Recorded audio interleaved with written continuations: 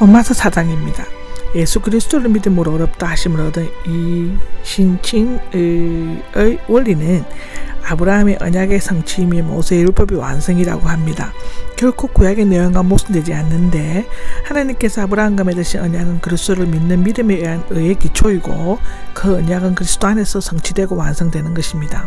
아브라함의 믿음은 우리 그리스도인의 믿음이 원형이며 아브라함도 믿음에 의해서 어렵다 함을 얻었고 믿음으로 살았다는 것이고 1절에서 12절까지는 유대인들의 아브라함의 행위를 어렵다 하심을 얻은 본보기로 사용했지만 바울은 오히려 그가 믿음으로 어렵다 함을 얻은 훌륭한 본보기로 제시되고 있습니다.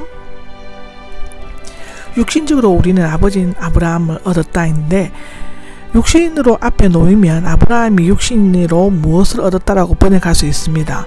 아브라함은 민족적이고 육신적으로 유대 민족의 조상이며 그의 위대함은 그의 의와 유업과 자손에 있습니다.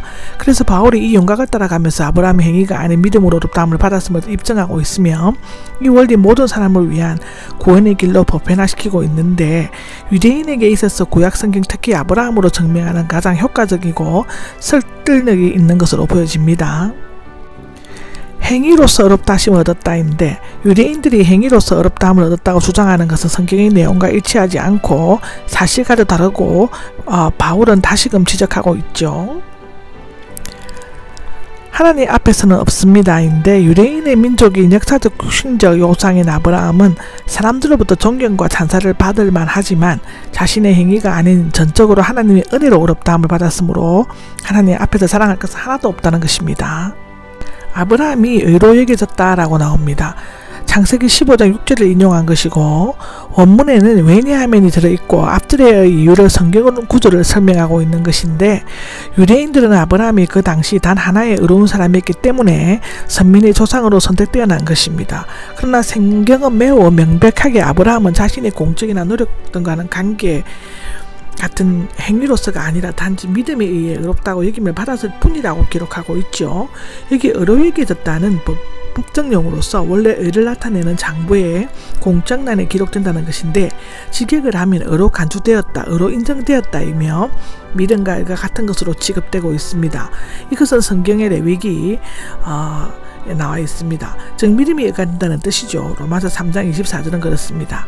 여기 여겨졌다는 계산하거나 생각하거나 따지거나 평가하거나 등을 의미하는데 하나님께서는 아브라함의 믿음을 의로 생각하시고 평가하시고 계산하시고 돌리셨다라고 갈라디아서 3장 6절에는 말하고 있습니다. 일하는 사람이 나옵니다. 적당한 사클 받고 일하는 일꾼인데 여기에서는 자기 해결의 노력과 가치로서 하나님 앞에 서리는 율법의 행위를 하는 자를 가리키는데 바울은 믿음에 의한 징의의 원리를 일반 사회 생활을 신뢰로 들고 설명하고 있죠. 일을 하지 않더라도가 나오는데 앞에 3장 23절에서 24절이 하나님의 은혜를 가리킨다면 여기는 사람의 믿음을 가리킵니다. 동전처럼 같은 사실의 양면인데 일을 하지 않는 자는 하나님께 대해 아무 덕이나 공로도 없는 자를 가리키고 동의라고 말할 수 있는 경건치 않는 사람은 법정에 써있는 표현으로 종교적 윤리적 불신앙, 불경건, 부도덕한 사람을 의미하며 하나님께 의롭다함을 얻은 자격이 없는 사람을 가리킵니다. 이런 자일지라도 의롭다고 여기는 분이신 하나님을 믿으면 하나님께서 그 절대적인 믿음을 기뻐하시고 의롭다고 인정을 한다는 것입니다. 여기 다윗이 나오는데 바울은 아브라함에 이어 또 하나의 구약의 영웅 다윗을 실제로 들어 행위와는 상관없이 믿음으로 의롭다함을 받은 사람의 행복에 대해 설명하고 있죠. 둘은 실제로 든 것은 율법에는 두 증인이 있어야 하는 것으로 되어 있기 때문인데 신명기 17장 6절에는 그렇습니다.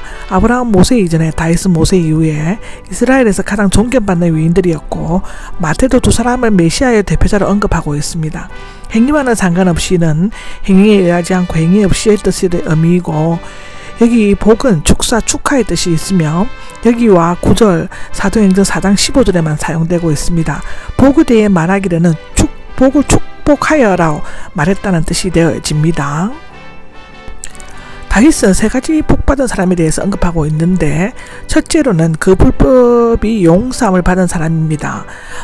다윗의 불법은 모세의 율법과 같이 하나님께서 정하신 법을 어기는 것을 의미하는데, 그런데 그 불법을 다 용서하고 다 지워버린다는 것이 되어지죠. 그 죄들이 가려워진 사람이라는데, 죄는 하나님의 뜻을 어긴 원죄와 같은 근본적인 죄를 의미하고 있습니다. 그 죄의 예수의 피, 즉 다윗의 경우는 애정에 가까워 있는데 가려진 것으로 되어 있죠. 주님께서 그 죄를 헤아리지 않는 사람이다인데, 하나님께서 죄를 일일이 헤아리지 않는 사람은 복에 있다는 것은 엄청난 죄를 지었던 다윗이 실제로 경험한 사실이었죠. 그에게 있어서 이스라엘의 왕위를 얻은 것보다 죄의 사함을 받는 것이 더 큰 기쁨과 행복이었을 것입니다. 왜냐하면 왕이나 이 땅에서 잠시 누릴 수 있는 기쁨이지만 죄의 사함을 받은 것은 천국에서 영원히 누릴 기쁨이 영광이기 때문인 것입니다. 다윗이 경험한 행복은 오직 하나님의 선민이 유대인만이 받을 수 있는 것인가? 라는 질문인데, 아니면 믿음으로 모든 사람이 받을 수 있는 것인가? 라고 질문하는 것입니다. 이 문제에 대해서 아브라함이 할례받은 사람에게만 주어진다라고 구절에 이야기하고 있죠. 아브라함이 할례받지 않았어도 믿음으로 의롭다함을 받은 것처럼 하나님의 복도 할례와는 상관없이 믿는 자에게 주어지는 것이고, 아브라함이 의롭다함을 받은 것을 할례하기를 받기 이전이었다라는 것입니다. 아브라함이 믿음으로 의롭다함을 받은 사건이 있고 나서 약 14년이 지난 후 할례를 받았는데, 아브라함은 믿는 모든 사람과 할례받은 사람의 조상이었습니다. 이것은 그들의 할례 때문이 아니라 그들의 믿음을 근거로 한 것이죠.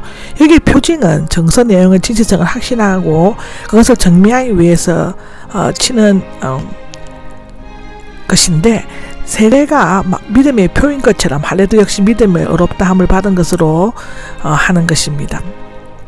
아브라함이 할례 받기 전에 이 인을 받은 것은 할례 받지 않는 자로서 믿는 모든 자의 조상이 되기 위한 것이었고, 그리고 그가 어려워진 후에 할례를 받은 것은 아브라함이 믿음의 뒤를 따라오는 할례자, 즉 유대인으로서의 아브라함과 같은 믿음을 가진 자의 조상이 되기 위한 것이었습니다. 만일 아브라함이 할례 후에 의롭다가 되었다면 이방인은 아브라함과 아무 연관이 없을 것이죠.